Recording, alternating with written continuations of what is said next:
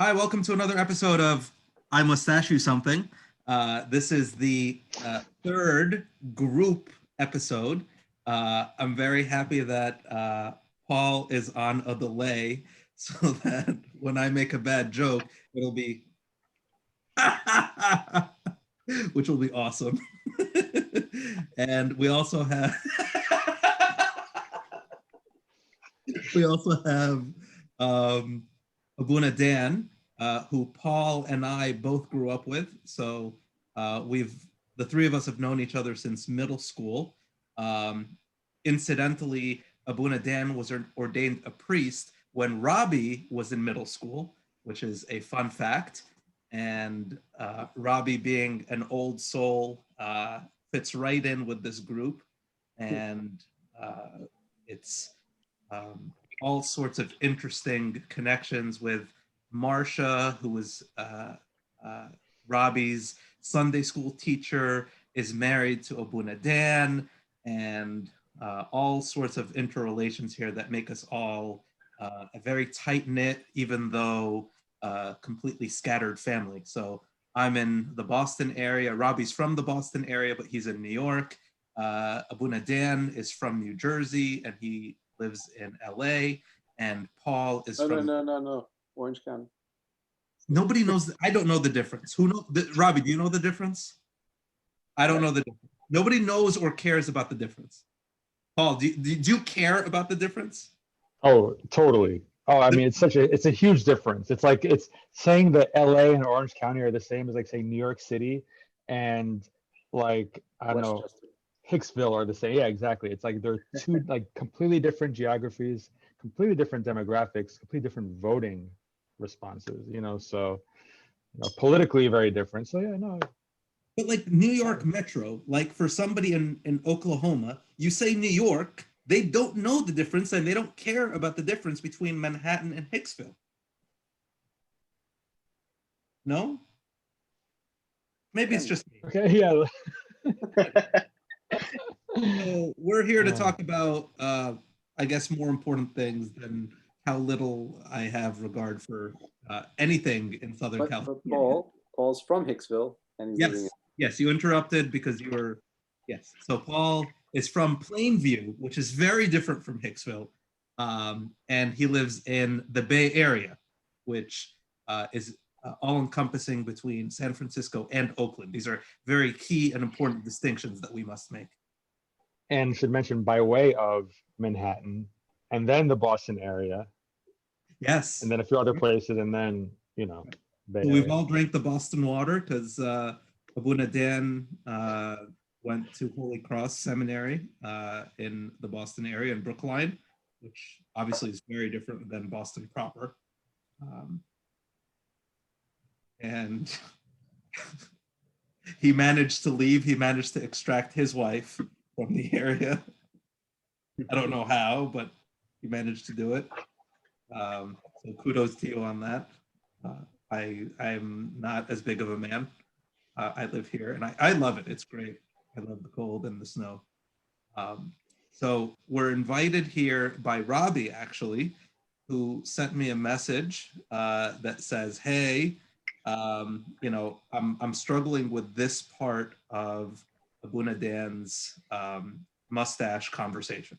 So, Robby, if you could summarize basically what Abuna had said and sort of how you took it, and then we'll have Abuna Dan sort of clarify what he meant, and then we can go from there. Sure. I won't summarize what he said because I think I won't be doing it any justice. And obviously, I'd rather hear from Abuna his perspective. But I think what stood out to me was a part of the conversation where we were talking, you and Abuna were talking about dueling communities and people ultimately making the decision between, deciding to enjoy a quote unquote frivolous life of pleasures, or being rooted in their church community. And it seemed like there was a pretty stark dichotomy between the two. And I don't think this is something new. I don't think this is something revolutionary that Abuna said. I think it's a common theme, and it's something that most Copts grow up kind of believing. And it's that there's a dichotomy, there's a separation between our church lives, and there's our, you know, outer lives in the world, Monday through Friday. And I guess my concern was around what it meant to actually lead a life of frivolous pleasures, and what that definition is to Copts, and if that makes any difference in terms of our spirituality as people. Because the way I perceive that is, I think there's a lot of ways that people can find themselves, and they can find their passions, and they can find their identities outside of the realm of our church, and outside of just the traditions and the rituals placed for us within the church. I think all of these things are good. I think these are all supplementary things that help keep us engaged and keep us tethered to what our spiritual life should be. But I think it would be unfair to say that that is the end all be all. I think there's a lot of places where people can find themselves outside of their church community. I think a lot of people oftentimes feel boxed in terms of their individuality when thinking about the church community, because they think, hey, I got to fit in a certain way here, and the only way to do it is by, fitting the same mold as everybody else, and that can be harmful. So, I guess my question is, and I pose this to everybody because I think all of you guys have a perspective on this, and it's something that I'm constantly talking about with my friends and grappling with myself, and it's like, can you find a piece of your identity outside of the church? Can you find yourself, and can you find God in different passions outside of just church and just their traditions? Can you find passions in music and in literature, in any sort of hobby? And let's exclude the things like, that we can all, I guess, agree on that can be somewhat harmful, which is, sex, drugs, alcohol, whatever.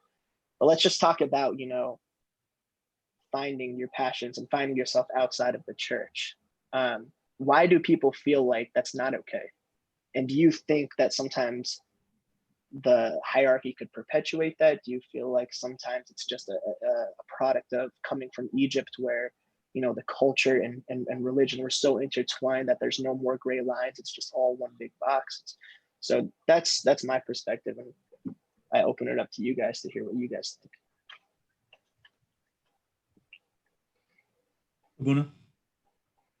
Okay, that's, I think when you just said we can exclude sex, drugs, and alcohol, I think that was the main issue I was going at. And actually with I saw the clip and was reminded about it, but I didn't really know what was floating in the back of my head.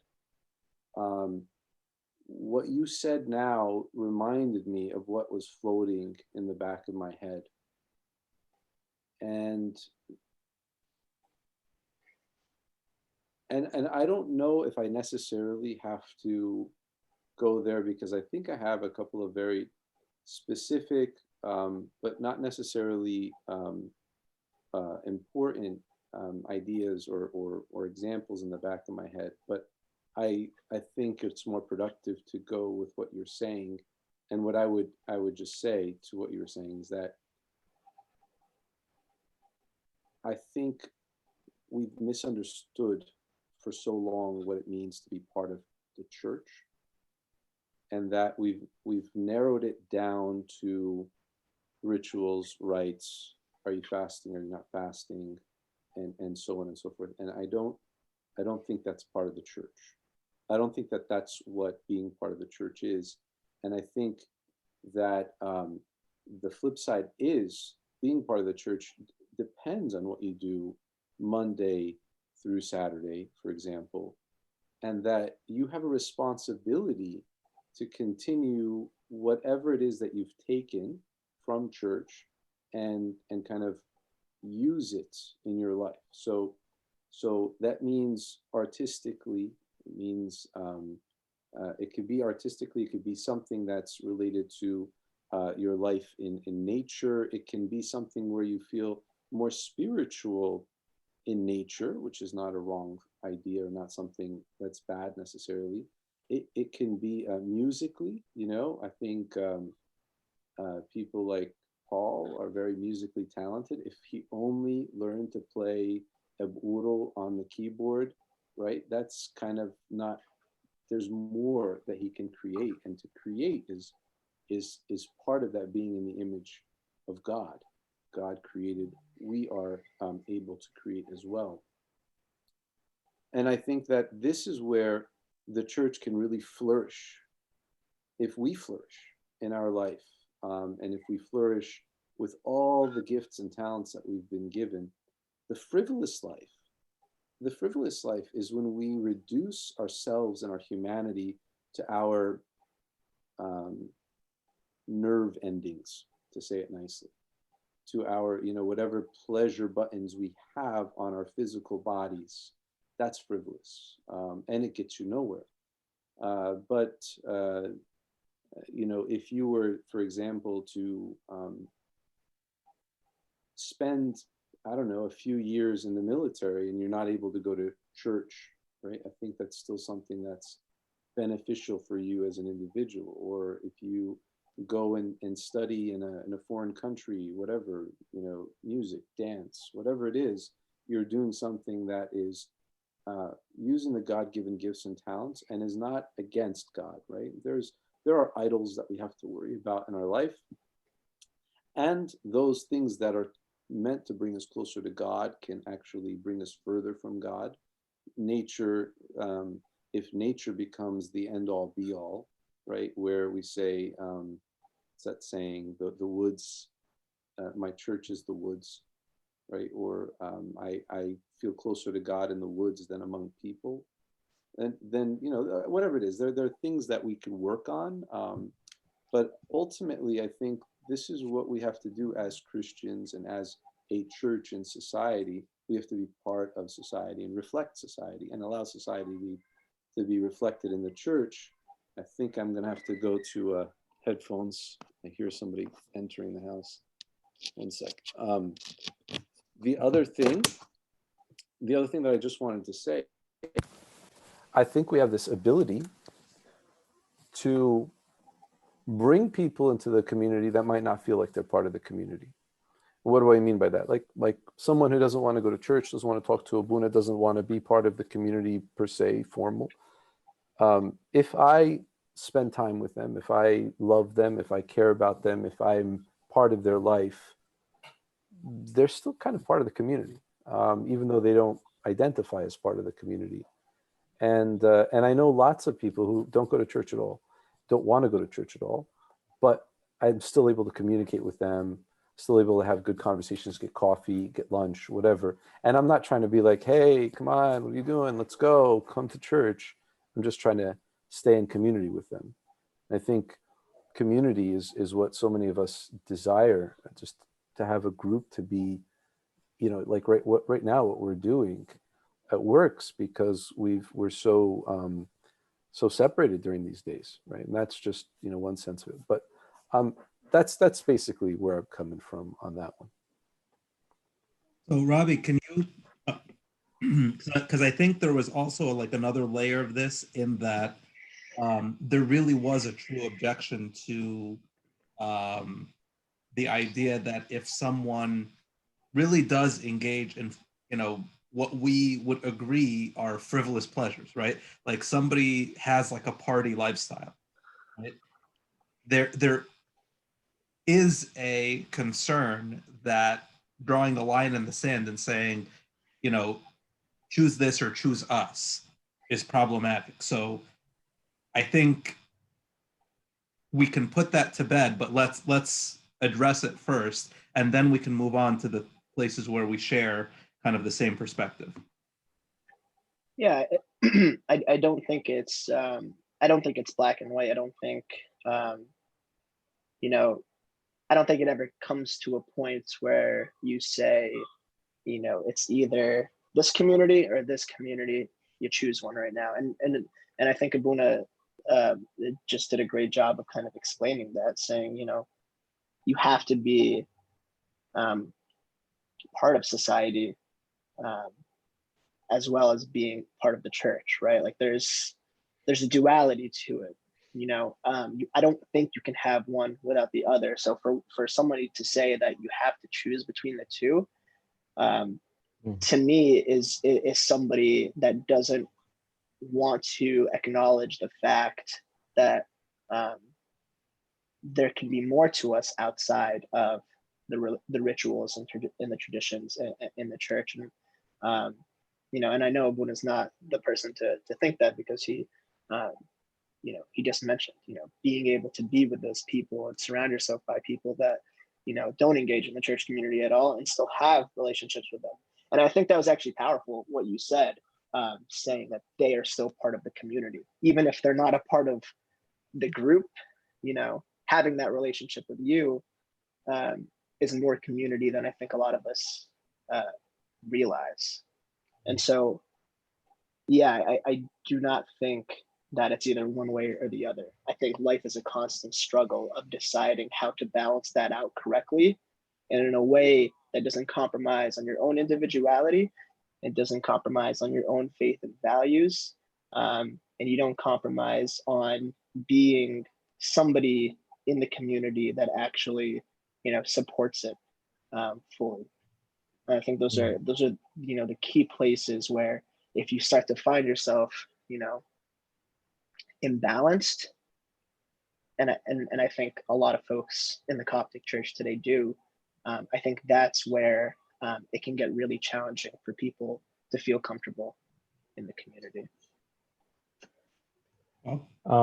Yeah, so Abuna, you said something really really interesting around, what if the only thing I learned how to play on the keyboard was ip oro and like nothing else. And there's an acknowledgement of the breadth of the creative life, and also I don't know if it's a mandate as much as it's a gift that we all have as, God's people, to have the ability to create things, whether it be, things that are tangible, things that are more intangible. And there's an acknowledgement that by, being very monolithic and saying that this is the only expression of what is considered like a valid creation, is to really imitate one particular song. And maybe for some, maybe that's all they can do, and that's a gift for them. But it took me a long time to come to this realization that, to be connected to creating things beyond, something that is just quote unquote Coptic, is actually part of the plan and part of being connected to, to a spiritual life, to be like a child of God. And I think, I understand where Robby gets tripped up about this, because there is, hearing how you describe it, Abuna, is a message I'm hearing more and more within our community. But the reality is, growing up when we did, we were the children of the first generation of immigrants here, and there was a big push to preserve our identity, more than developing us as like maybe fully developed spiritual people. There was just a reaction to this sort of, going from Egypt to America. And as a result, many of us were brought up with this idea that, to be a godly person, to be a child of God, we had to live up to a caricature of what that means, which is this very sort of like, there is life in the Coptic Church, then there's everything else. And there's no, if it's not ip oro, then it is, Satan worshiping death metal. There's nothing in between. Like, we're not even acknowledging, the works of, of the classical and romantic composers and whatnot. And so I wonder, the question that I have for this group is there a responsibility, or is there a work that needs to happen to connect the dots between the two? And so, for example, like, we all know, we've all gotten that message of that sort of monolithic, two-dimensional caricature of what a spiritual person is. And we are also receiving messages nowadays of, you know, to go deeper and to expand beyond this. How do we go back and say, okay, I know this is what we learned. There's more to it. How do we talk about what you're talking about now, Buna, while also acknowledging we also understand we were all brought up completely different or somewhat different. How do we connect the dots between the two things?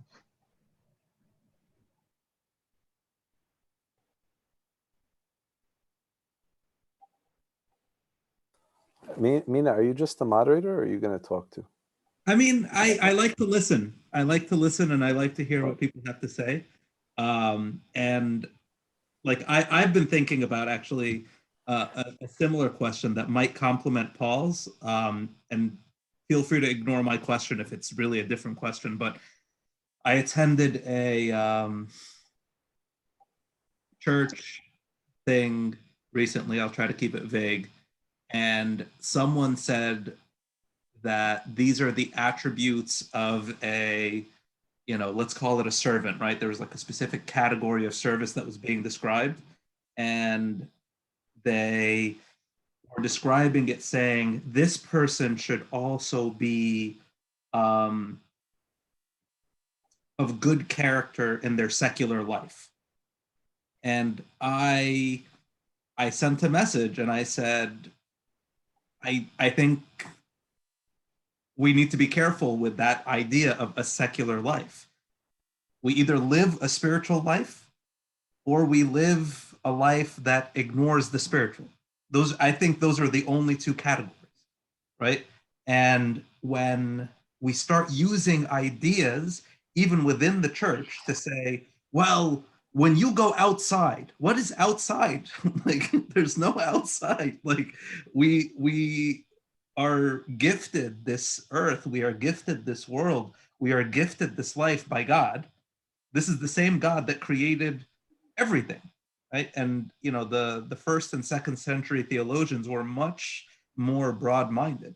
Justin Martyr and Irenaeus, like when they talk about the world, they don't talk about it in this xenophobic, like خد بالك, like اوعى برا. Like, there is no secular life. Like, if I'm treating patients, or if I'm at the grocery store, or if I'm hanging out with my Jewish friends from college or, you know, high school, or from my community, like we live in a very diverse neighborhood. You know, I don't consider that my secular life. I consider that my life, where I do some things that are related to the church that are spiritual, and things that are outside the church that are spiritual. So like I'm hearing Paul, and you know, I'm hearing him say like, oh, you know, Coptic music or this music. I'm like, guys, it's just music. Like, it's either music that edifies or music that corrupts, and we should seek after music that edifies, not music that corrupts. But you know, that's true of everything. And there's an article, or like a chapter within this ethics text, this Blackwell Companion to Ethics, and there was a chapter, I forget who the author was, but they were talking about these missionaries that went to the Maasai warriors, and they converted them to Christianity. And one of their rituals was dance, and they brought their dance to the liturgy. And initially, like the Catholic people are like, oh, like dancing at the liturgy, like, okay.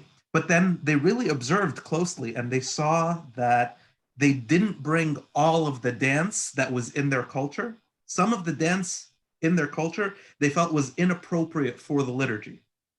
And what happened was, they felt that the dances that were inappropriate to bring to the liturgy were also inappropriate to do outside of the liturgy. So the things that they felt were sanctifiable, things that they were bringing to God and were able to be open with God, were things that they could do all the time anywhere. And things that they felt ashamed, they're like, no, maybe this is a little too risque, we shouldn't be doing this at the liturgy. They didn't do it even outside the liturgy. So like that, like as you guys are talking, this is the stuff that's going through my head, and I'm like I'm always very confused when people use language like, oh, this is Coptic, this is not Coptic, this is secular, this is not secular. Like who's making this distinction? So like I don't know, maybe I'm missing something. Maybe there is a distinction that I don't understand. Abuna, you're on. Sorry, guys. I think there's a couple of things that just get kind of mixed up in, like the metaphors have to be separated for their purposes. I think there is a whole world of Coptic identity that needs to be dealt with separate from the church community, because as a pastor, as a priest, I can be more focused on a person being part of the community, but not necessarily fully ensconced in Coptic identity. I can, like, you know, for example, if my kids have friends that come over to eat dinner, they are sharing a communal meal with us. So they're in some level part of that community. And when it comes to ideas of like, either you're in the community or you're out of the community, I think maybe to begin with, that wasn't really a helpful way of presenting it. I think what I was trying to say is that either as a sheep, which of course in our day and age is a negative thing to call yourself, to be part of the flock can be perceived as negative, but this was always something positive. A sheep needs to be part of the flock in order to survive. It can't survive on its own, has the shelter and the protection and the food and all that stuff comes with being part of the flock. And so to be part of the community in the, you know, is better than to be not part of the community. And that we want to strive to be part of the community so that we feel this protection, this love, and all this other things. When we detach ourselves from the community, it's not so much that we choose not to be part of the community, but we choose a lifestyle that does not sync with the community. Now, when we talk about the community, we're not talking about what tant or uncle is going to say about me, but we're talking about how does the grace of that community flow? And it's not magic. It's not like I go to church and magically it happens. It is through that lifestyle of fasting and prayer and whatnot that comes, that I ultimately make a decision whether I'm okay with this or I prefer not to be okay with this. That's one thing. And that's a big topic, because I try to look at it from a pastoral point of view as opposed to though, like kind of a defining, like we want those out of there and these are here and those are part of the community, these aren't. I don't want it to be something like that. I believe people go through this period of their life where they figure out how much a part of the community they want to be. And it's almost like being part of a hospital system. How much of it do you want to benefit from, and how much of it could you sort of pass up and I don't really need this, or I don't really want this. The other thing though about Coptic identity is more of an academic and difficult conversation to have, because Coptic identity links us to our ancestors. So forget about Eburo being played on a keyboard. If we talked about the Coptic language, preserving it as opposed to just chucking it in the garbage and moving forward, practically speaking, yeah, we could just kind of, we won't lose any, well, how do I put this? We won't lose any content, right? Because we could just get it translated into English and make music with whatever and do whatever. But as far as our identity goes, we detach ourselves from a group, right? We detach ourselves from a past. I don't really win those arguments when I do talk about it, because I am a proponent of keeping some. I don't, like if we completely bleach ourselves, what are we presenting to society, right? So, but at the same time, we're not presenting the Coptic language to society. So there's a fine line that needs to be kind of experimented with over time, right? people get upset in my church if an Arabic, like we're a completely English church, but like if at like midnight, right, there's 3 people in the church and they're all Arabic speakers and they utter a paragraph in Arabic, right? People get upset with that. But my thing is, we've been in Arabic churches that we uttered English, you know, all the time, and it didn't change it into an English church, right? So it's about that. There's something there about our identity that we need to kind of take and see and kind of just be willing to change our way, especially if we want to be people of this society. But going to the original question that Paul had, I think it's definitely our responsibility to stay in the church, to voice our opinions, and to move it in the direction it needs to go. It saddens me when people get so frustrated, and it is frustrating. I've seen churches and situations where it's just so extremely stifling, that someone with an original idea is completely just quashed and put to the side and silenced. And I think if we don't do this, we're going to lose. The next generation is going to lose out.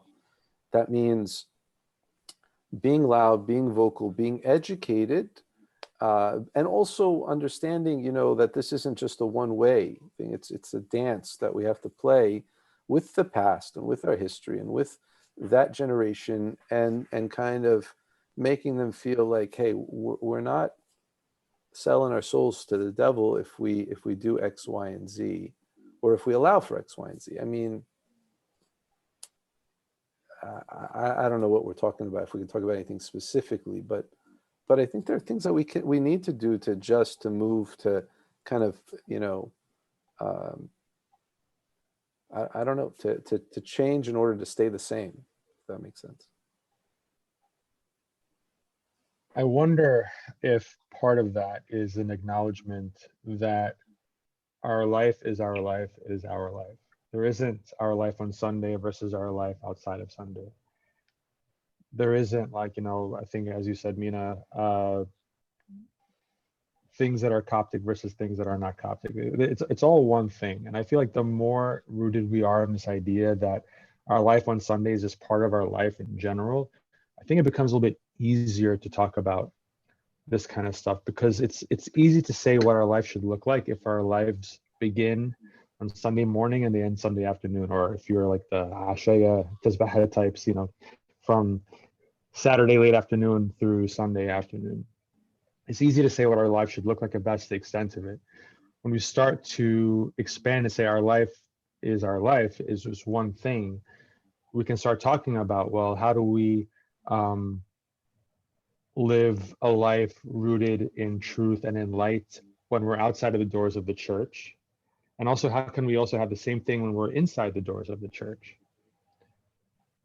I don't know if, and it goes to this caricature that everything we do outside of church is of the world, everything we do inside of church is not of the world. And I think we fall into a trap there as well, because if we could turn a blind eye to everything that's happening as long as it looks right, then again, it becomes even harder to talk about, well, what does it mean to be a virtuous person, to be a whole person, a spiritual person. So yeah, I think for me, it was really coming to terms with integrated life that made it, you know, easier for me to connect with God regardless of where I was.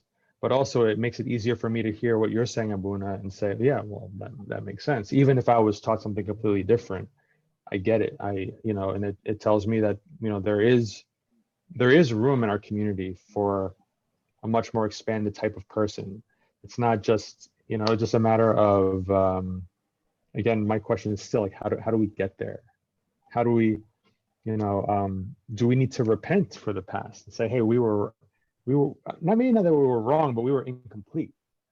Is that a message that needs to be stated in order for someone like Robby to be like, hey, okay, I can connect the two because we're talking about both sides of things. Robby? I'll go off of that because I agree with what Paul's saying, and I agree with what Abuna said before, but with a caveat, because I think you mentioned something about being a sheep and how in today's society that's actually looked down upon, and I would disagree with that. I think now more than ever, people are longing, they're dying for a sense of community.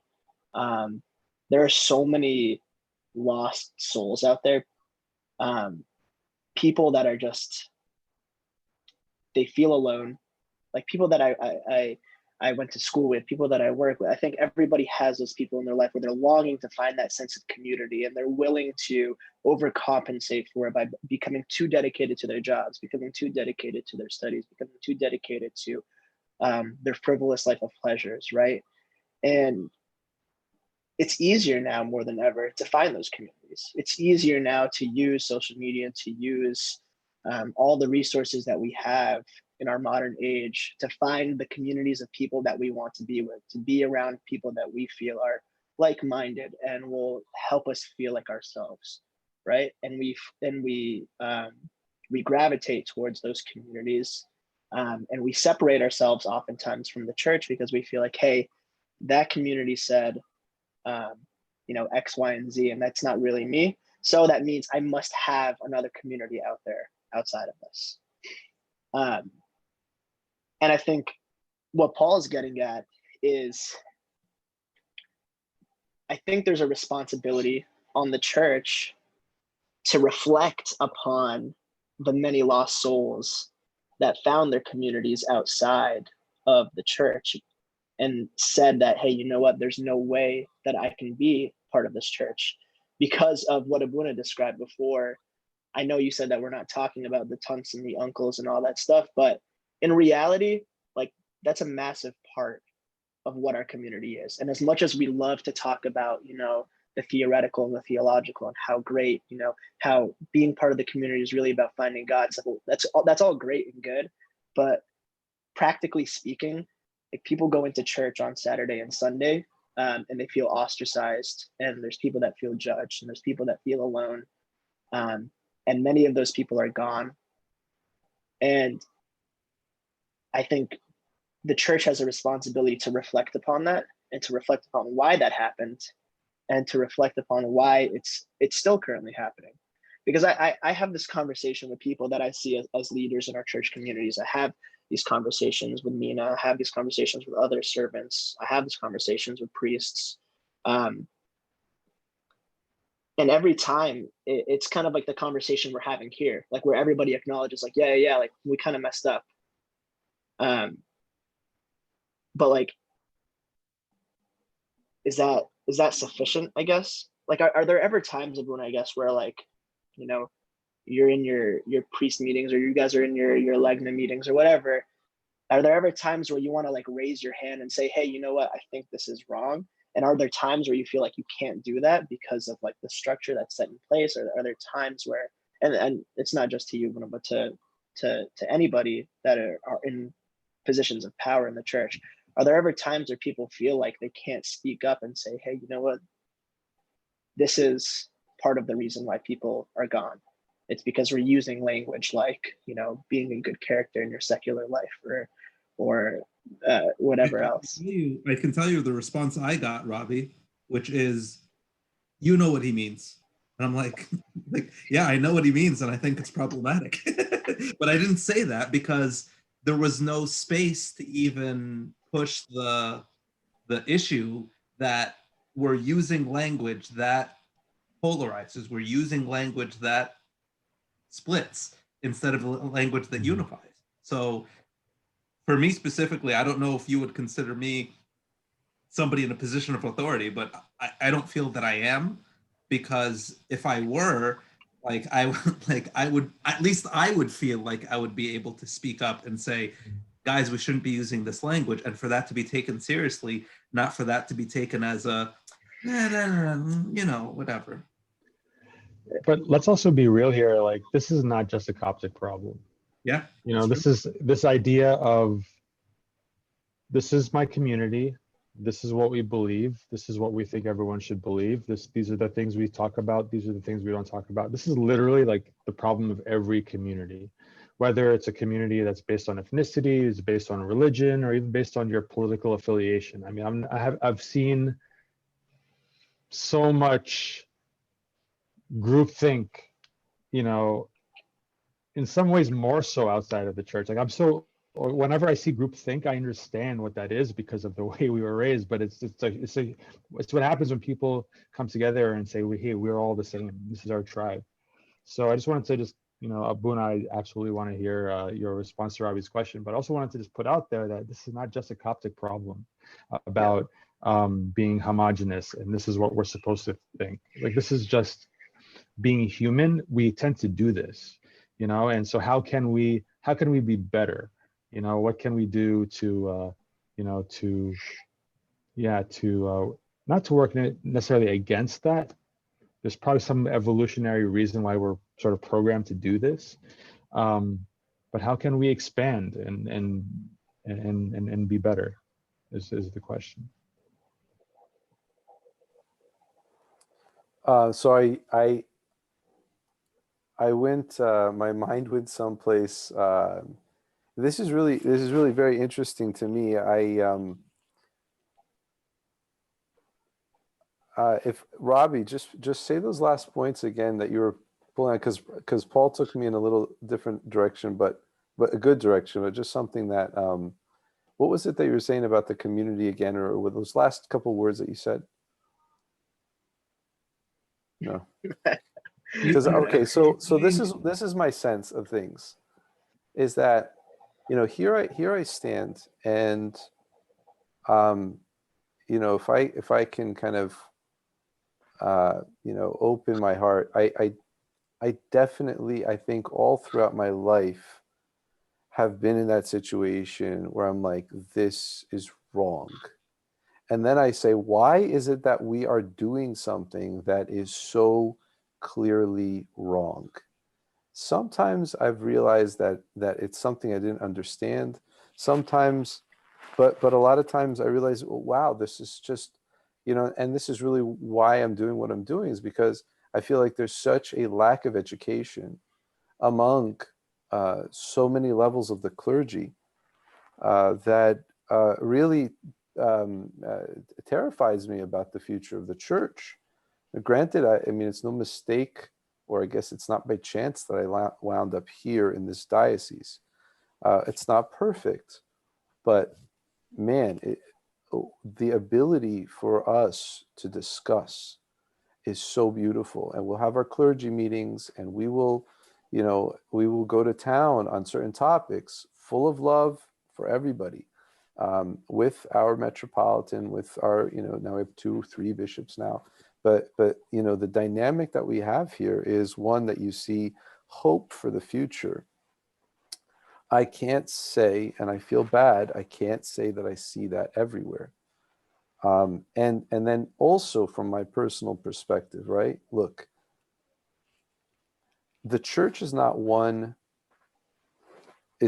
like some sort of like franchise, like Chick-fil-A, right? Where, you know, Chick-fil-A here is the same as Chick-fil-A there, and so on and so forth.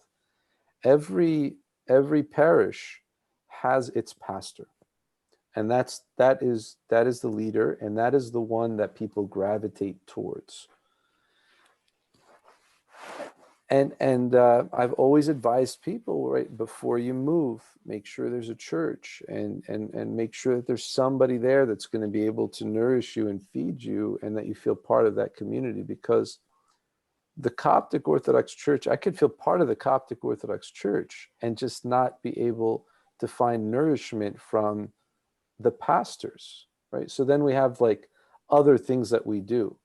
Listen to the readings, right? Listen to the, you know, you can go and pray, nothing stops you from praying. And I mean, I had my priest, you know, said several times that even if you hate me, you should still be able to come to church if you love God, if you love Christ. And he gave reasons why the priest shouldn't be in the way of that. But here's where I think the work of the people really have to come into play. There have to be people that are aware right? So you talk about people that have left. There have to be people that are rooted or willing to kind of take the abuse of the church, not, you know, just for lack of a better term, to take that and to say, hey, I'm not, you know, I'm going to still grab onto you. I'm here, and I'm grabbing onto you in a way that you're still part of this community. I know that you're struggling with some things, but I don't want you to give up on it. There are other things that we can do to benefit from this community. So when Paul was talking about groupthink, and my mind went to 1984, George Orwell, and freedom is slavery, right? So if you want freedom in this community, you must become a slave to all of these rules, and you will have freedom. And why I went there is because another thing that I think was behind the frivolous lifestyle comment that I made was, I don't judge anyone. And I mean, I hope that that's true, but my heart, I really feel I don't judge anyone. Look, this is what the Coptic Orthodox Church, in the perfect world, right? Let's say we can create a perfect Coptic Orthodox Church community. It would be, I think it's fair to say that in that Coptic Orthodox Church community, if it was perfect, I would want to say, look, this is the community. If you don't like it, it's fine. You know, it's fine. It likes you. You're welcome to be a part of it. But if for some reason there's something that doesn't jive with you, it's okay to go and find community somewhere else. But what the play is there is that you look, and maybe there's some community that you find satisfying, maybe there isn't. It's not right for me as a priest to say to the little sheep, you know, and by the way, I was just talking about when I said sheep is derogatory, because you're just a sheep, you're just a follower, right? But the idea is that it's not really right for me to say, oh, little sheep, yeah, you could go find a community. Maybe it's among the wolves, maybe it's among the goats, whatever you want to do, feel free. It's not really right to say that, but at the same time, I get upset by myself that people attack their idea of what the community is and not what the community actually is.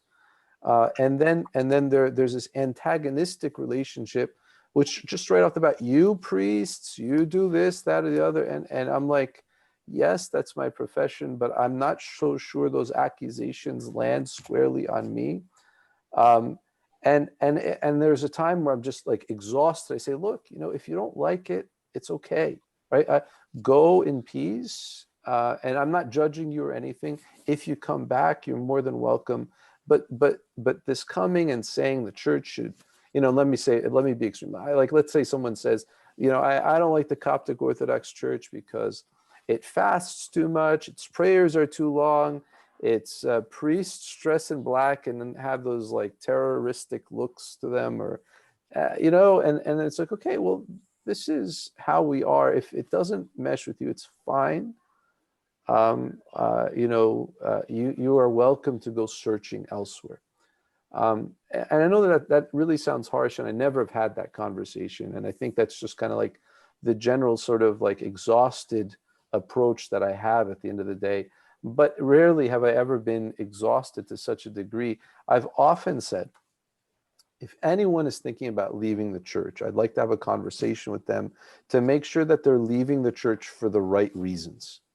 And I say that with all sincerity, that there are sometimes this imagination of what the church community is, and then people leave, and that's not what the church community was. But there are some really, you know, like there are people that leave the church for the right reasons.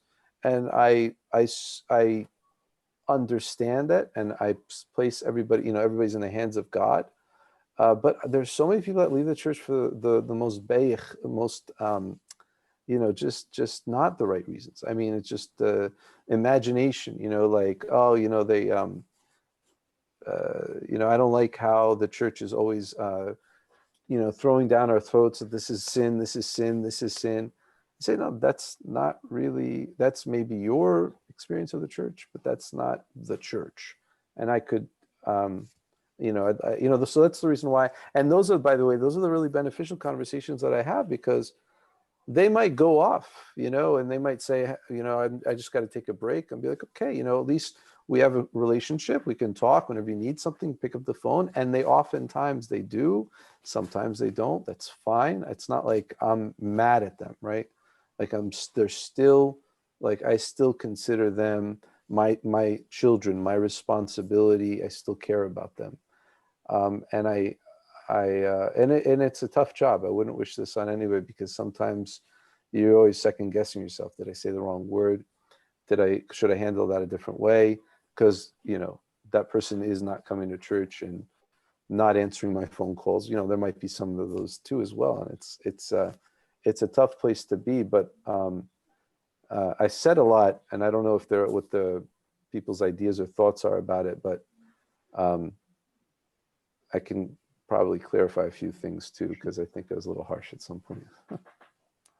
I think it's interesting that we're having almost a mirror image conversation to the conversation I had with Yusuf and Marcus and Anna.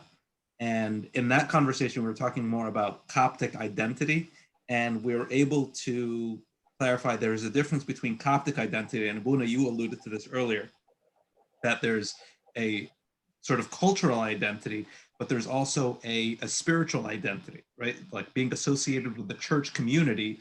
You don't necessarily need to be Coptic to be part of the Coptic Orthodox Church community. And the other thing that we clarified in that conversation was everybody has their own sort of idea of what it means to be Coptic, and everybody has their sort of idea of what it means to be Coptic Orthodox. And Abuna, you alluded to this also. And in your what you were saying, you're saying don't take this negative image of what it means to be Coptic and reject that and leave the community.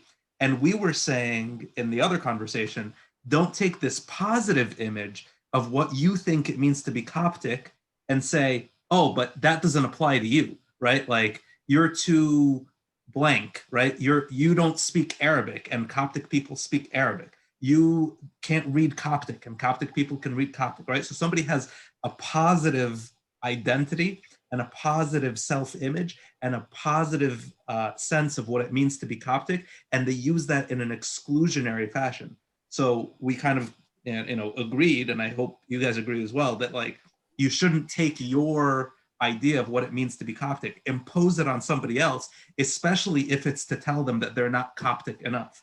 And I think it's interesting, Abuna, that you're bringing up the mirror image of that, which is don't take a negative thing about the Coptic community and don't reject that, right? So in both cases, we're trying to triangulate towards unity, and we're trying to triangulate to say, listen, like Coptic, English, Arabic, Egyptian, American, Jersey, New York, Boston, LA, San Francisco, Orange County, these are all sort of false distinctions, and they're all things that we use as a matter of exclusion, and we should just use them as a matter of distinction or clarification, but not to the point of being exclusive, and not to the point of saying, well, I don't want to have anything to do with this thing, or I am this, and if you challenge this notion of identity that I have about myself by saying that you associate with it and you don't have that same sort of label or superficiality, then you don't get to go. And I think this is kind of going back to our initial question, like when Robby hears a life of frivolity, it's like, oh, okay, I had a glass of wine at dinner, and now you're saying I'm not Coptic? Fine, I'm not coming to church, and now it's your fault that you said that. And Buna's like, whoa, hold on, like, just tell me first. Like, I don't mean having a glass of wine at dinner. I mean, doing cocaine from 5 p.m. Until 6 a.m. on Monday and then going to work. Like, some people do that. Like, you can do that if you want, but if you're high on cocaine for 48 hours, it's going to be tough to make it to liturgy on Sunday morning. I'd love to see you at liturgy, right? Like, there's certain parameters around how we interpret what someone else is saying, and maybe we jump to conclusions on positive and both positive and negative respects. Robby, is that maybe why?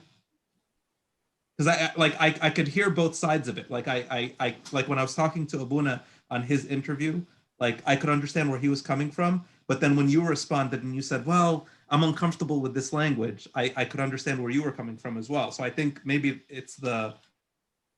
Yeah, but it's also, and that maybe I was just being more general because, you know, I know Abuna to be somebody who's, you know, choice with his words, and I know where his heart's at. But I think oftentimes language like that is sometimes rampant in the church, and oftentimes has the exact connotation that you that you just described, you know.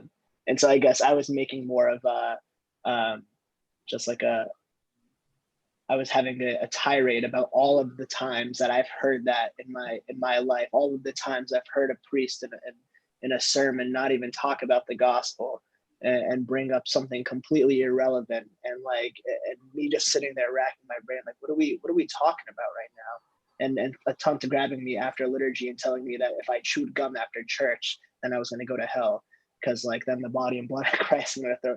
Like it's things like that that sometimes I like are where, you know, I will oftentimes draw the line. But I want to go to Paul because I had a question for Paul after, but Yeah, and I just wanted to add that I think this is where the danger comes in, because there are plenty of people who are misrepresenting what it means to be spiritual, what it means to be, you know, part of the community and part of the church, yet there's no accountability. No one's telling them, hey, you shouldn't be saying this to people. Hey, you shouldn't be talking to people this way. You shouldn't be teaching these things. It's so easy to say, oh, you shouldn't dress this way. You shouldn't listen to this kind of music. You shouldn't hang out with those people. But it's an entirely different thing to say, like, your approach to being Coptic within the walls of the church is driving people away. That accountability doesn't exist. Why doesn't it exist? Why doesn't, and is it because there's no one's like raising their hand and saying, hey, so-and-so told me that I can't come to church because of, you know, the way I was dressing or something that I believe, or that accountability doesn't exist. And so you have folks like Robby and like myself at other points in my life, and so many others who have been given an impression of what it means to be Coptic. And so, I mean, it's hard for me to connect with that right now because I feel like I'm like almost like a decade away from that, you know. But I do remember how big that was. And if I could just give a small example, when I was younger, you know, when I was in college especially, I was really seeking. I was seeking, well, where's God? You know, where can I find Christ?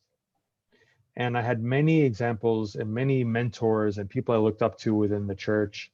I know, Abuna, you and I used to go to Queens, used to ride the subway early mornings, go to liturgy or go to Tezbah, and we have many friends and mentors who were at that church who raised us, and I found Christ there. And then I found Christ outside of the Coptic church. There are people and mentors and even members of my own family who maybe they weren't Coptic, but they lived a life very close to God, and I found myself being inspired by them. But I was so confused because I had to make a choice. Was God Coptic? Was he Protestant? Was he Catholic? Was he none of these things? And then I remember distinctly having a conversation with someone, I won't mention their name or their rank or this was back in 1998, who really just told me, you need to choose. God is only in one of these places. You need to find, you know, you can't say that you respect this Protestant person and still say you're a Coptic person. You can't do this. And for me, that led me to have to pick and choose. And so if you look at my life in my late teens, early 20s, I was spending time in this church for several months or years, and then spending time in that church for several months or years, because that was the only option that I thought that I had. This idea of acknowledging God or acknowledging Christ outside certain parameters, I think is an important thing to do, because it, you know, it just, it lets people, always have a shot at trying to see where they fit in with the church, as opposed to having to reject the whole thing. Is that what you kind of got from my statement when I was saying pick or choose? Was it kind of throwing you back to that? Because I don't know if I've ever been able to say, I mean, it's not even a thought in my mind about picking and choosing. It's more of, it's coming more from a point of, if you're going to come, and I guess this is really difficult to say, don't come with a list of grievances. Try to come with a more positive approach to things to see what can be of a benefit to you. But again, this is coming from a priest who I'm the master of those four walls, right? So there's not much that happens in those four walls that bothers me. Whereas I walk into the four walls of another church and I'm, on edge from the very beginning to the very end. And what you said though is also connected to what Robby said before about the aunts and uncles. Where is the check on them, right? Where is the check on them? And I'm thinking about this in my own mind about, do I take the approach like, oh, haram, tant, and uncle, they are sinners too, and this is their fallen nature, and you just happen their fallen nature is smacking up against this person's fallen nature? Or do we prioritize the weaker?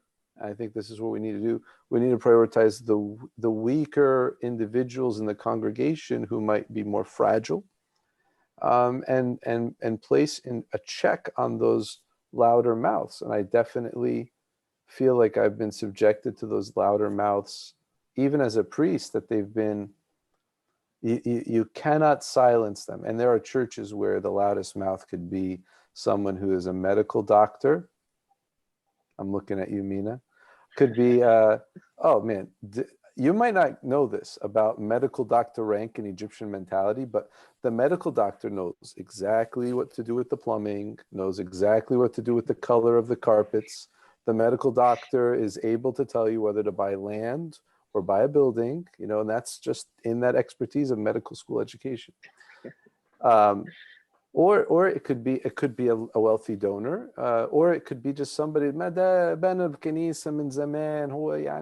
somebody who's just part of the furniture, and I think that's a really big problem but that is also the problem of community, right? And that's the problem, is that you realize everybody's a sinner.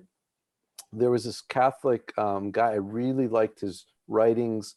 He turned out to be a pedophile after the fact, but his writings were really good. His name was Jean Vanier, and he wrote about community.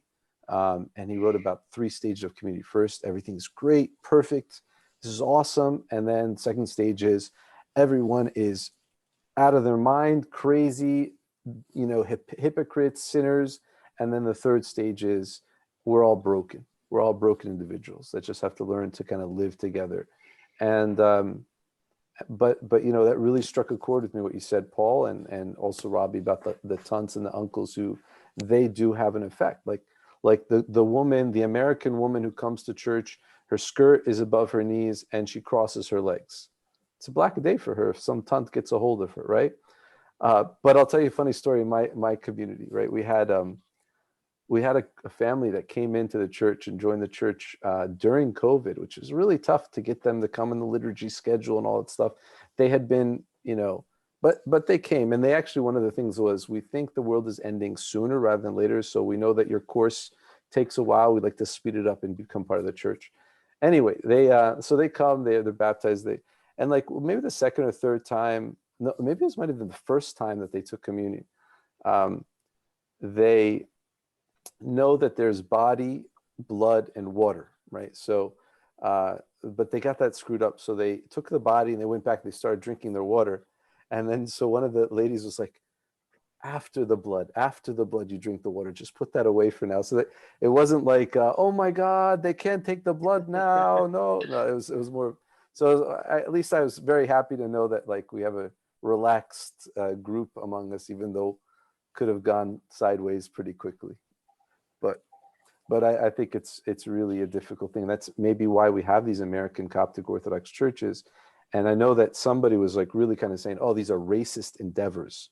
They hate Egyptians. And I was like, yeah, maybe, but you know, if you, for example, want to serve somebody in the gay community, do you think an American Coptic Orthodox church is going to be easier place for them to be served? Or do you think one of these traditional Egyptian places? What do you think? You know, and so I wanted to sort of say this, there's opportunities that can come out of this, and there's a lot that we're fighting against internally. Robby, you wanted to ask a question for Paul, sorry. Unless somebody else. No,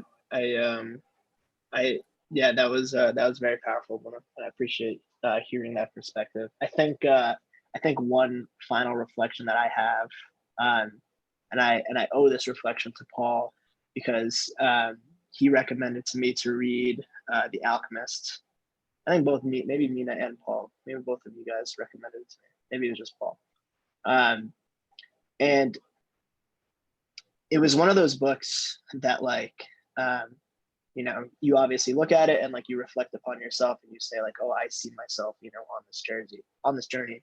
And I don't know if I'm like just jaded at this point, but I feel like to have this perspective that you're speaking about, Abuna, to have this perspective in the community, it oftentimes takes somebody going through a hell of a journey to be able to get to that point. And oftentimes that journey lies very far outside of the community. And so, you know, for someone like Paul to have the experiences that he had in 1998 that led him throughout, you know, the next like 20 odd whatever years after of his life. And for somebody like me, who I would say I'm still on that journey trying to figure out, you know, what exactly, you know, my faith means to me and how I fit into the community. It's scary to think that like you have to go through this like kind of miserable journey at times where you feel like you're completely outside of your community, or where you feel like you're completely lost, or where you feel like you're completely alone, and have to kind of navigate that journey by yourself in order to kind of come back full circle and realize, you know, that the church was the place the whole time, like you said, Abuna, for me to be comfortable as a broken person, because, you know, we're all that broken person. And I guess that's a challenging concept. And I think, but we don't give it enough credit. I think people get misconstrued with the idea of like, you know, leaving the church, sometimes for the right reasons and to find themselves back. And I would never advocate and say like, oh, like everybody go leave the church right now, go find yourself and come back. I would never say that, but sometimes to have this perspective requires, you know, people to go through trauma and to go through some, you know, really difficult times in their lives outside the church to kind of open their minds and kind of understand that perspective a little bit differently than others. And I'm wondering if Paul, A, you feel the same, and B, if that also scares you, or if that motivates you, like if that makes you happy to know that that type of journey happens for people. Oof, that's a big one, Robby. Is it necessary to leave in order to come back and find home? That's the right question. It's definitely, I mean,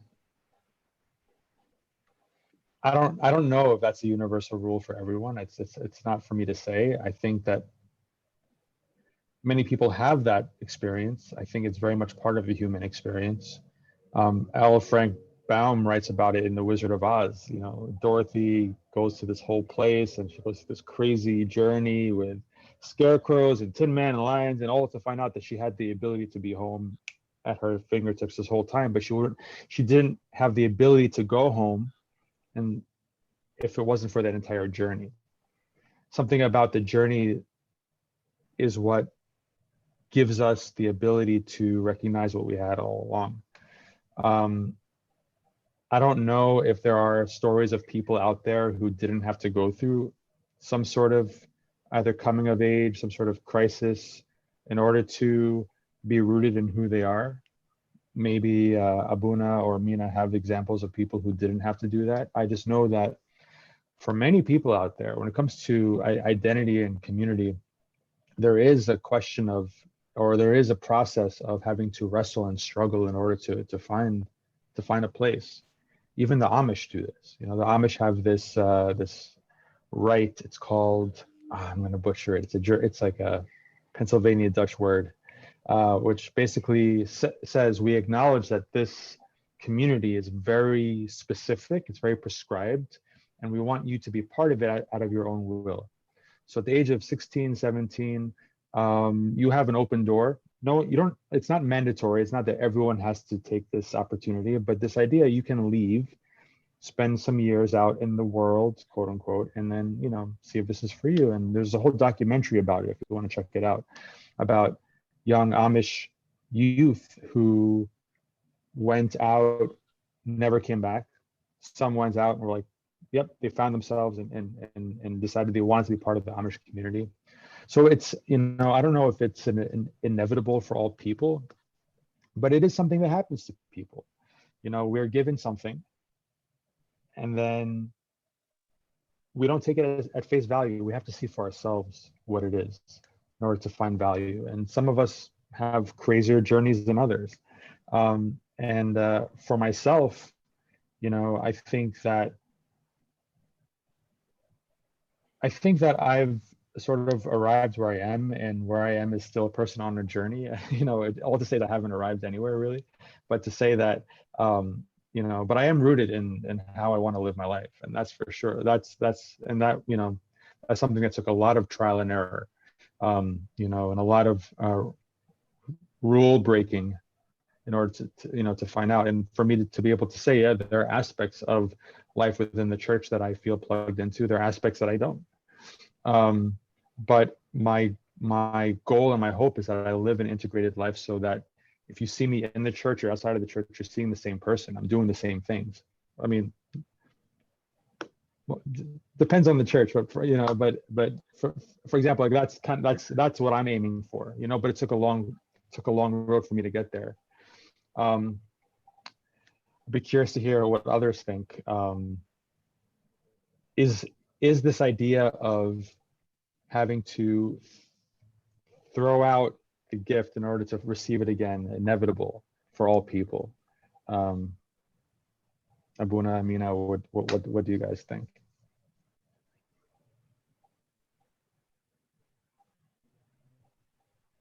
I mean, I don't think so. I think there is a simpler version of humanity that doesn't sit around and wrestle with all of these things, and I envy them.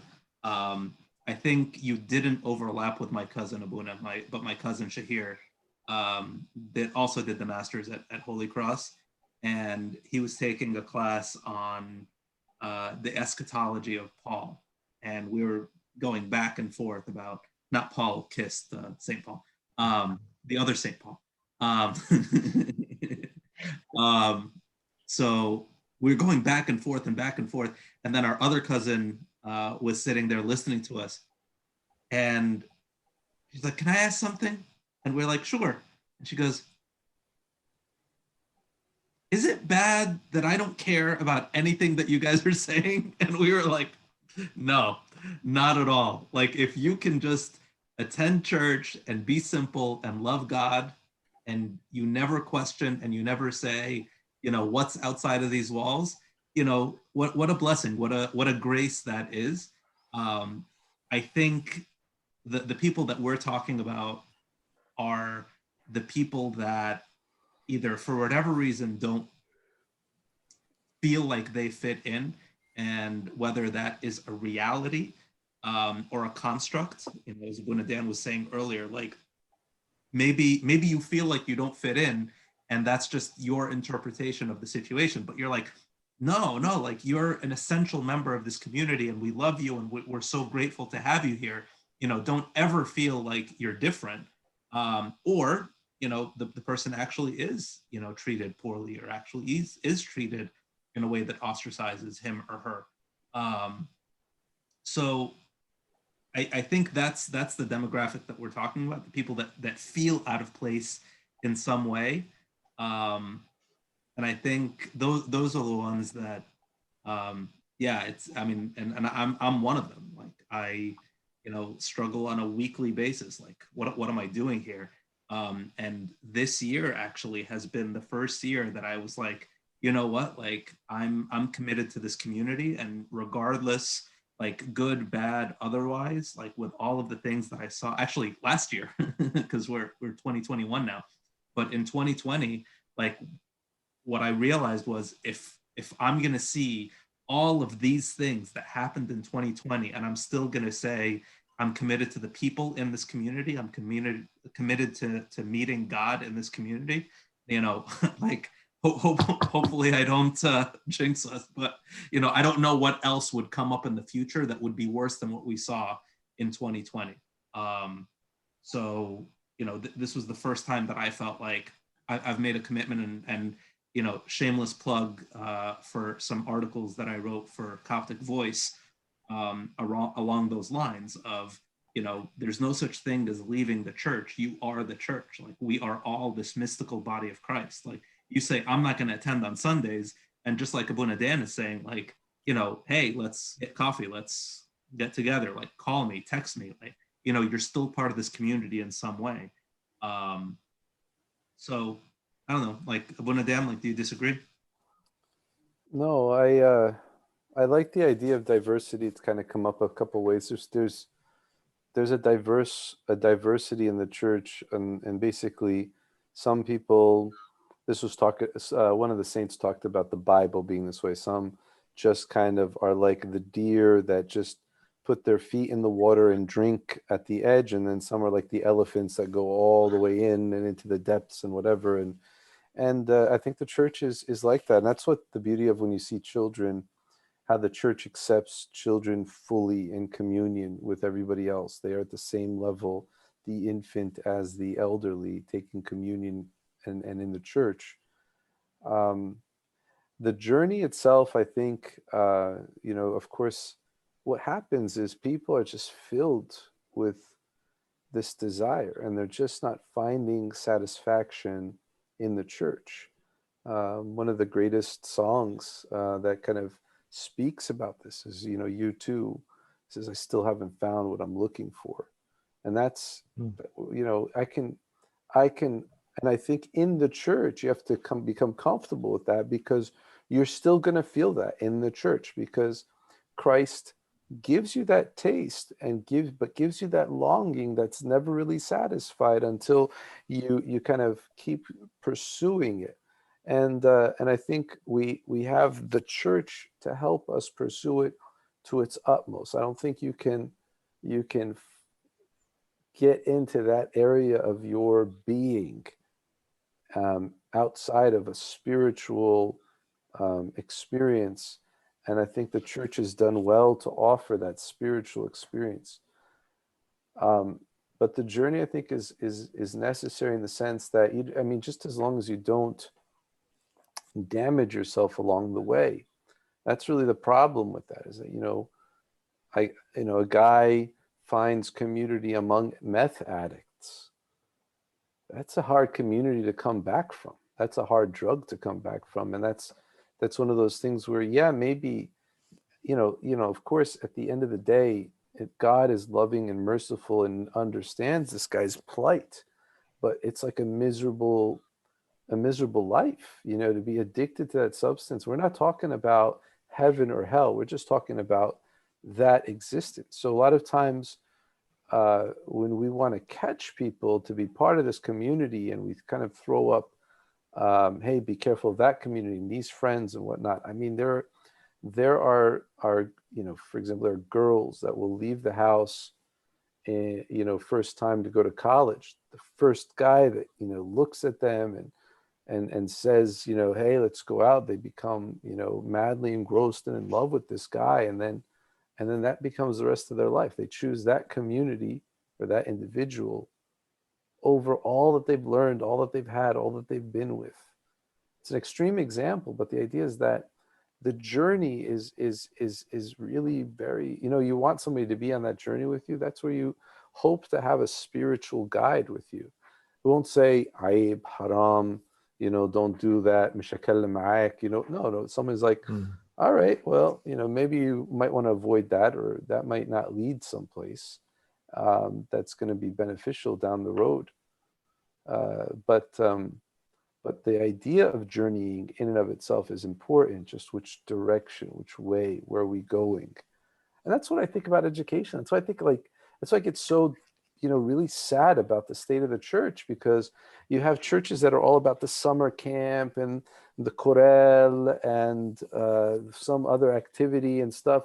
And nobody's really kind of plumbing the depths of the spirituality that's in the church. And then it's like, oh, you should read, On Wealth and Poverty by St. John Chrysostom. Be like, oh, I'm not a theologian. I don't understand these things, but these books are so powerful, and they link you to being part of a church that still exists, but you might not be able to see it, right? The theology and the teachings are still there, though the people in front of you might not know about it. And then you become like this John the Baptist, where you're like, there stands one among you that you do not know, right? And then we become these preachers. Now you have to keep in mind, the prophet is usually killed. The prophet is not, his words are not heard, at least in that generation. And that was one of the first things someone told me as a priest. Said, are you ready to be a prophet that you'll be, screaming until you're hoarse and you don't have any words or any voice, and then they'll kill you, and then they'll say, oh yeah, remember when he used to say that? He was right. But they didn't accept it when you were alive, right? It's this idea of speaking the word of God is not a very popular thing to do. It doesn't bring you friends. And that's sometimes where we find ourselves. We're in the community and we're trying to speak the word of God, but nobody's listening. And then we create these communities, and we've got this problem where we want to be like the other churches, right? We want to be the mega churches. Mega churches don't work in the Coptic community. That's the worst idea in the world. And so like you have one church with a couple, like 150 families max, and just cap it off, start a new one someplace else, because that's the max that one priest can do, even if he's like a really good priest. I would argue if a mega church works in any community, but that's besides the point.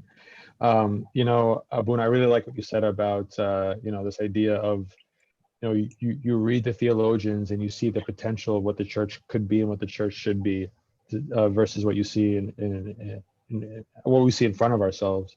And just going back to what you were saying before around those who venture out, and we worry sometimes about which communities people might find as they venture and journey. But to be honest with you, I'm most worried about those who stay in the church, And I say that, let's look at the taunts and the uncles who are saying these things to people. Like, I'm most worried about them. They seem to be the most lost of all, because they're rooted. They have no accountability, because if you look at their lives, they're living their lives exactly as they should, except how can you find the treasure? How can you be rooted in truth and say these things to people and say things that separate them from God and separate them from their place in the community? To me, there's a real danger there, and it's almost like when I meet someone who hasn't journeyed, who hasn't questioned, it's like, I'm worried to be close to you, because I don't know what kind of influence I'm going to get due to your lack of exploration, and that sounds, I don't know. It's something that I think about when it comes down to where are we, quote unquote, allowed to seek our answers. Yeah, it's those journeys that I find to be the most dangerous. What would you Because tell they, those aunts and uncles? I What would, books should they read? Where should they go? What kind of drinks should they drink? no, that's a I'm gonna have to think about that one because Because I think that we need that. Maybe yeah, that's where the service is lacking. Maybe that's what yeah. that we need, that kind of program. We need would it be called? I No, mean, it would be called secularization. Is that what it's called? How to I think secularize people? yeah. What I think what I would honestly do, one of the first things I would do with the uncles and the tunts, I would um, invite them to San Francisco. I would take them to the Church of St. Gregory of Nyssa. It's an Episcopal church in Potrero Hill. And the first thing you see in this church when you walk in the sanctuary is an iconostasis, very different than the ones that we're used to. But when you look at these icons, and they're painted in the Russian style, it's I think 99 or 90 saints. You have Christ in the middle and 90 people painted. They're all arm in arm with each other. And every one of these saints, some of them are canonized saints that we recognize. One of them is Martin Luther King Jr. One of them is Bishop Desmond Tutu. One of them is Nelson Mandela. One of them is Mother Teresa. You're presenting this idea that God is bigger than this, that God's grace and God's providence and God's influence can be found outside. And it's not saying that it makes the church irrelevant. It just says that we are a part of maybe a larger story. And sometimes people just want to know that the church can acknowledge God's presence and goodness outside of its walls. We're afraid to say God lives somewhere else or in addition to here, because it says, well, then if God's out there, then because we have to pick and choose. And it's not that cut and dry. So I would invite these uncles and tunts just to not even I wouldn't even talk to them about it. I would say, look at this icon of Martin Luther King Jr. and sit with that. That would be the first thing I do, because it's going to challenge their notion of what it means to be a saint, and therefore, where God can and can't operate. I don't think we could do icons, but we can have pictures of them in our halls. That might be a little bit interesting. But that's a good. I mean, this is a good point. What do we? We just bought a house for our church, and there's a barn, and we're going to retrofit the barn. But I'm like talking about and I'm serious about this, and I don't know if people accept this, but I'm serious about having chickens on this farm, right? And what does chickens have to do with the church? Well, it's it's nature, and there are eggs that will come out of these chickens that we can consume. But there's something there that I can't necessarily articulate. But I think on one level, I'd like to think it's as lofty as what you're saying, Paul, or what would be the model church that we would set up that would be, that would help to guide the people that maybe they could never have the opportunity to journey, but the journey is so important. And I think there's some people that have written about this in a way that the journeying of the person that wasn't even able to journey. How can you get them to journey through books, through theater, through music, through, Yeah. I was watching Les Miserables a couple weeks ago, and I was in tears, because I'm this is such a beautiful story. How can I talk about this with people? Right. Or I mean, I love music a lot. So, but how can I talk to people about music? People often think to me, they'll say, they'll ask me about Christian music, and I don't know anything about Christian music. And my honest gut reaction to Christian music is none of it's any good. There's no good, the words I'm sure are fine and stuff, but and I'm not saying it has to be Pekethronos on a Good Friday. I'm just saying, I don't see anything wrong with listening to some Paul Simon or some U2, or there's so much music out there that really moves me and inspires me, and kind of, you know, there's days where I need to listen to Rage Against the Machine, and I'm happy with that. You know, it makes me, there's nothing else that can scratch that itch in the Coptic Orthodox Church, and I don't think among Christian music, to be honest with you. But there needs to be protest and revolt, and we can't just sit down. And that's what, you know, that's what's in my heart. But like, who's listening? Who's into it? Who's committed, right? And that's really what gets to me. And is like, you know, there's all these the active tunts and uncles. God forgive us. Now this has become a derogatory term, right? Though that active group has kicked out too many people, or the uneducated. You know, for me, it's the uneducated clergy that just, you know, malpractice in their service and their ministry towards others. And here we are. We see all this potential, and we either are silencing people, or and so that's why I often. I find myself, you know, I've told, you know, I don't know where I'd be if it wasn't for the priests that have influenced me in my life. But I believe that they gave me the Spirit. They pointed me in the right direction.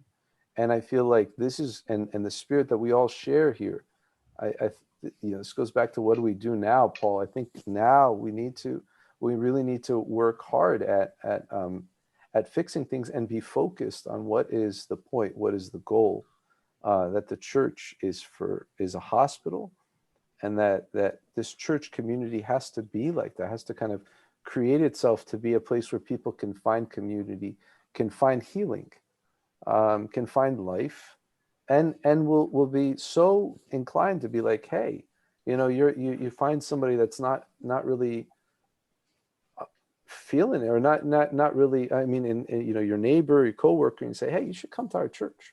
You just come for a meeting or two, come for a service, right? We need to create that space, not create the space that we're a museum of things in Egypt, and that we're just self-preserving ourselves so that, you know, nothing changes. We're just in the business of self-preservation. And that's where I think we lose our identity. Our real identity. That would be my throwing it in. That's. So if I can, you know, and I must ask you all something to make it a little bit tangible, to move towards this vision. Pick an audience, and it doesn't need to be like sort of your demographic. Like Robby, you don't necessarily need to talk to the youth. Abuna, you don't necessarily need to talk to the clergy. Paul, you don't need to necessarily talk to the uncles, but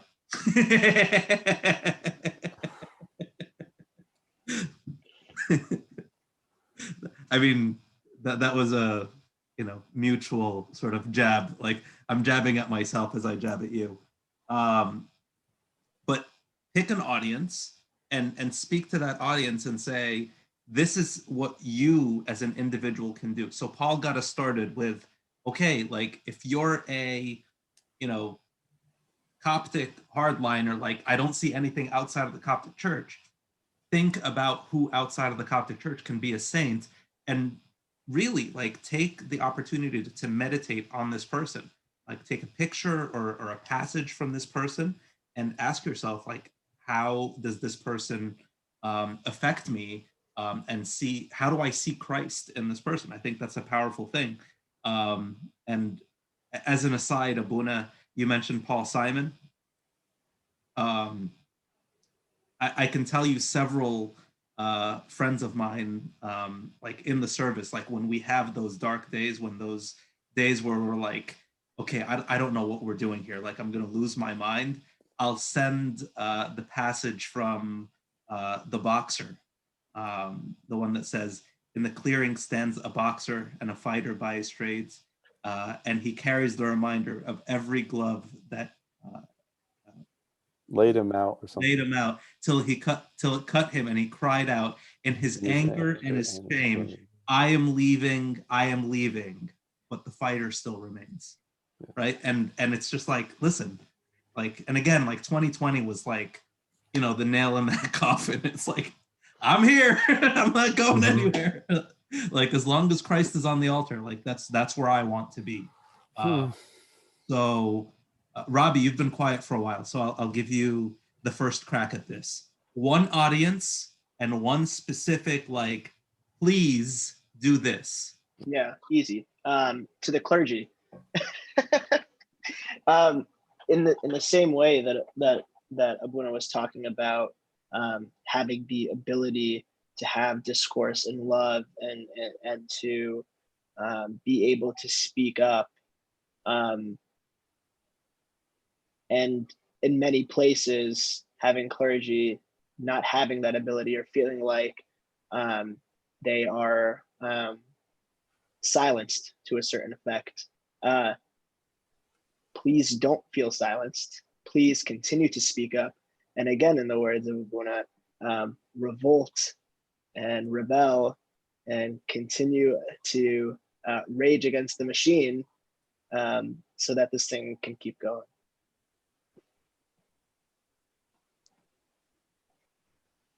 Abuna? I'm not sure. I mean, I feel like I feel like I'm often just speaking and nobody's listening. My best audience is my wife, but she's also my inspiration in a lot of ways. There's, it always, there's this one story I always go back to. So you pick the audience that you, but I always go back to the story about how this great saint was visited by another great saint, Daniel the Hagoman, and he was told, Saint Daniel was told that this man was a saint. This man lived a humble life, but in a very San Francisco-esque type of a place, right? It was like partying, hedonism, right? That's San Francisco. Or am I misjudging? Anyway, so then they get up for prayer, and Ava Daniel. So Ava Daniel's like measuring this guy. He doesn't eat any less than he does. He doesn't sleep any less. He doesn't do anything less. But when they get up for prayer and there's all this noise and revelry outside, Ava Daniel says, "How can you pray in this situation?" And Ava Daniel, and then the response was given, "What are you talking about? All of these people are saved. I am the only one that needs to be saved. I'm the only one that needs to stand up for prayer." And it seems like, oh, yeah, whatever, night when it's, but deep down inside, there's such an important story there about how we look to the other. The other does not need saving. I need saving. But if I can be a companion to somebody on a journey, then let's be companions on that journey to wherever we're going. The church, I go from looking at it from a teaching point of view, from a service point of view, from a liturgy point of view, from a missionary point of view, but I come back to always fellowship in the church. The church community is constantly broken and breaking itself. And we get these fights of identity and sinner, and this person's not welcome, and that person has different thoughts and ideas, and this person said something about the bishop, and now the bishop has excommunicated her or whatever. Like, all of that really becomes problematic for me. And I feel like this person that's at a cliff, that's just trying to catch people from falling off the cliff. Hey, you don't have to jump, you don't have to leave, you don't have to go anywhere. So I'd say, like, I wish people would make this job easier on me, because I feel that people drive other people out of the church and not drive people into the church. I don't know if this is what you were going for, Mina, but this is my anxiety, is that everyone is promoting this false narrative, or people are buying into this false narrative, and they decide to leave the church, which is a harbor of salvation, which is a harbor for those that are in the storm, where, going back to something Paul said before, I don't believe that only Coptic Orthodox people are being saved. This was an idea, and I got this from a movie, St. Damien of Molokai. He said, I don't believe that Catholics are only saved, but I believe Catholics can be saved. He was talking to a Protestant. And that's my thing. I don't believe that only Coptic Orthodox people are saved, but I believe we can be saved. And that's how I approach converts. That's how I approach people that are getting converting for marriage. That's how I approach anybody that's that was interested in the Coptic Orthodox Church. You can find salvation here. Please, come and see. And then, and then I just hope that when they come and see, they don't see the things I see. They see different things. And then they were saved in that way, or they find salvation in that way. I think that's a powerful message, and I think it's good that you didn't really apply it to any specific category, because I think that is a good message for priests. It's a good message for the Tunson uncles like myself. It's a good message for the youth. It's a good message for everyone to say, be attentive to your own salvation, and whatever somebody else is doing, that's between them and God. I think it's an important reminder for all of us. And like, I'm not saying, oh, Sam'in, like, no, I'm talking to myself. Like, that's a good reminder for myself. And I think that was one of the ways that I made peace with the community this year. It's like, listen, like, I don't feel comfortable with a lot of things that are happening, but I still want to meet Christ on the altar. I still want to be part of this community. So I have to do a better job silencing the voices in my head and doing exactly what you said, which is, like, no, I'm not worried about any of these people. Everybody else is saved. I'm here to seek after my own salvation. And, that whether that noise is from the street or from the deacon playing the cymbals like this, like, it doesn't matter. Like, whatever the noise is coming from, the noise is something that indicates a problem with me, not a problem with the other person that I need to be attentive to, not something that they need to be attentive to. So I think that's helpful. That's very helpful. Paul, any other? Yeah. So I have two audiences I'd like to speak to. So the first one I would say would be the Sunday school teachers. It's funny because I just mentioned that I would take the Tunson, the uncles, and bring them to San Francisco and show them what's happening outside of the church. And it's funny because right after I said that, I was remembering a book by James Martin called My Life with the Saints. And he goes through these 4 or 5 stories of these, I think, pretty mainstream Catholic saints, but tells their story not like the storybook, color by numbers, children's book that talks about so-and-so was bad, and then God appeared to them, and then they became good, and then they became a Christian, and then everything was great after that. And I feel like we have these caricatures of the saints in our church and our own church fathers and church mothers about their lives as saints. But when you look at like the real stories of these people, they're very normal, regular people. Their lives had maybe some extraordinary moments in some cases, but for the most part, they were people with personalities, with faults, with annoyances, with pet peeves.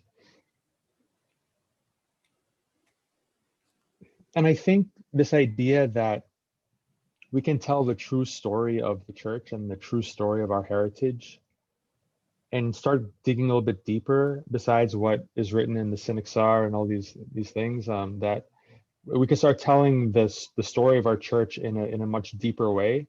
Maybe, I do believe we need to acknowledge God outside of the church, but we also need to be able to tell the true story and get into the depths of what we already have in the church. I feel like the lives of our saints and the story of where we come from is so much more compelling than the sort of very surface level that we get in Sunday school classes or in youth meetings or in sermons or in the Synaxar. It's like so much more interesting, so much more able to connect to and relate to. I think sometimes it's so much, we actually enjoy putting our saints and make our stories very out of reach because it almost gives us an excuse not have to connect or strive for such things, when really we are, it is within our reach. We just don't know it because we feel like it has to look a certain way, and that way is just a caricature. It's not the, you know. So I would tell the Sunday school teachers, find out, like, go deeper, find out the what's behind the surface level, tell the stories from a deeper, truer place, and you may find that a lot more people can connect, even people who you wouldn't think would connect. So number one. And number two, I would talk to the the bohemians and the artists and those who are finding purpose outside of the church. I would say keep doing what you're doing. And why? Because I feel like for those who are seeking, they're seeking honestly and with sincerity. And God hears that call and that cry, and God leads people to where they need to be. And my hope is in that where people are actually pursuing either their craft or their art or their passions in a sincere and true way, when they do intersect with the church, my hope is that there can be an affinity there, where the value that they seek is recognized, and they could even see a reflection of that value in the church themselves. But they won't get there if they're trying to fit in and conform to what they quote unquote should do. So for those who are pursuing, excellence and greatness and depth, and they happen to find it outside, I'd say keep seeking, because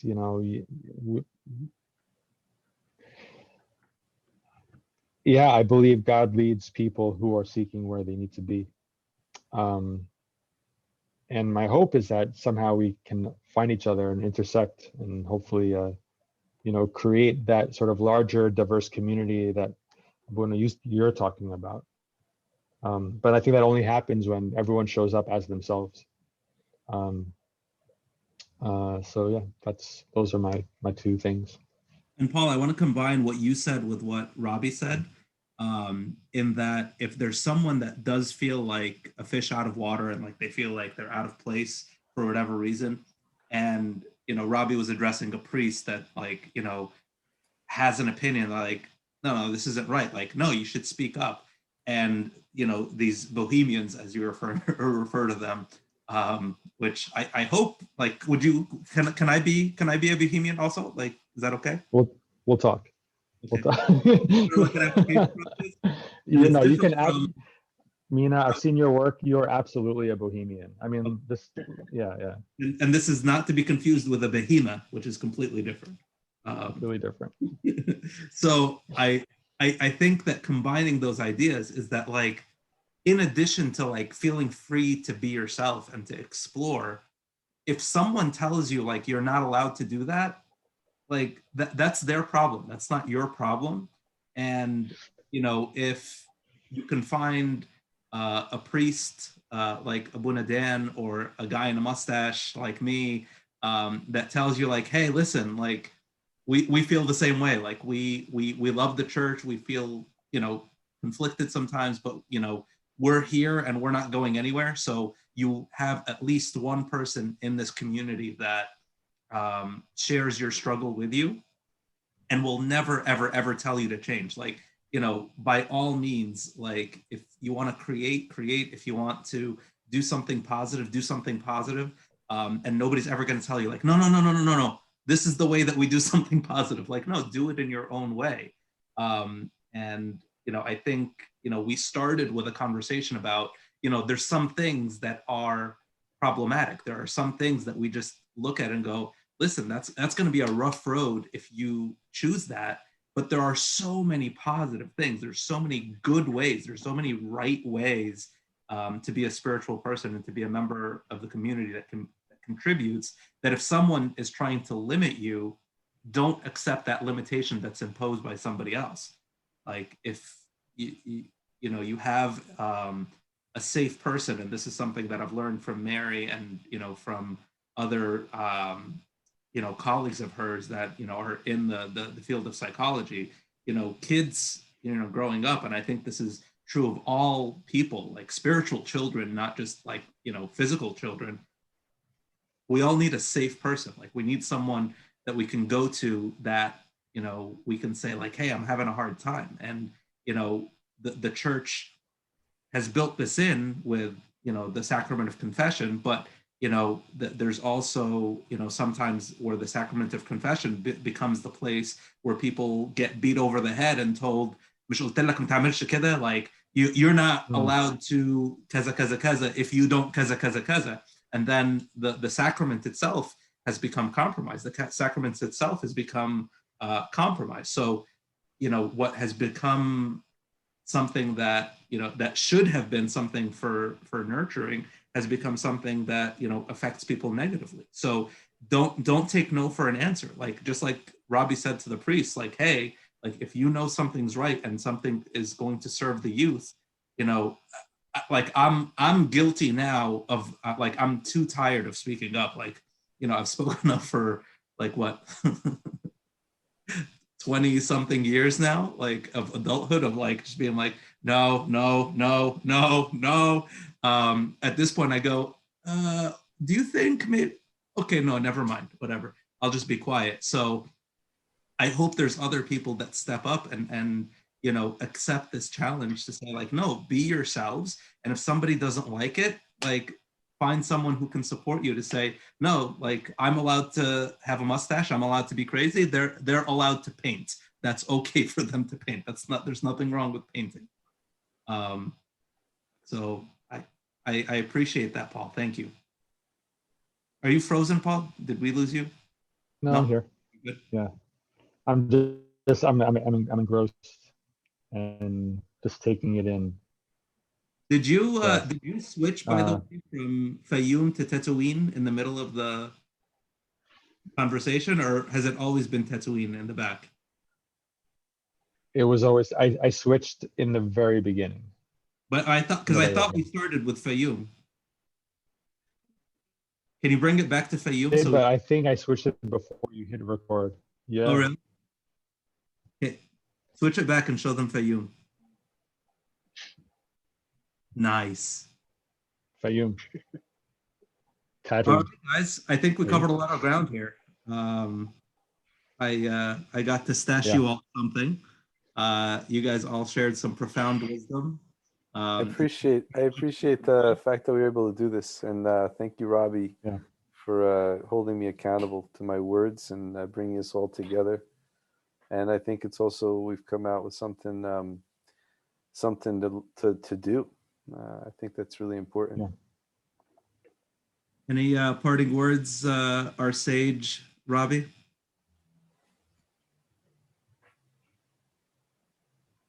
No. Paul, any parting words? I was going to mustache you a question, but I think I'll shave it for later. All right. On that note, thank you, gentlemen. It's always a pleasure, and this is officially the longest mustache conversation to date. So we made it. Congratulations. Good night. Thank you. Good night. Thank